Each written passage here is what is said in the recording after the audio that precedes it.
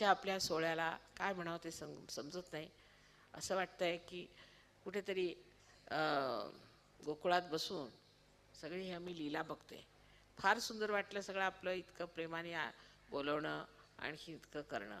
आणि एवढंच माझं म्हणणं आहे की आता सहयोगामध्ये तुम्ही उतरायला पाहिजे. सहयोग तुमच्यात उतरायला पाहिजे आणि तुमच्या जीवनात दिसला पाहिजे, तुमच्या वागण्यात दिसला पाहिजे, तुमच्या समाजात दिसला पाहिजे, तुमच्या घरात दिसला पाहिजे. लोकांना कळलं पाहिजे की सहयोगाने काय चमत्कार करून ठेवले तुमच्या. कारण सगळंच जे काही आहे त्याचं परिवर्तन करण्याची शक्ती तुमच्या कुंडलीत आहे. सर्वस्व तुम्हाला देण्याची शक्ती तिच्यात आहे. एवढी मोठी शक्ती तुमच्यात असताना तुम्हाला कशाची भीती, तुम्हाला कशाचा त्रास?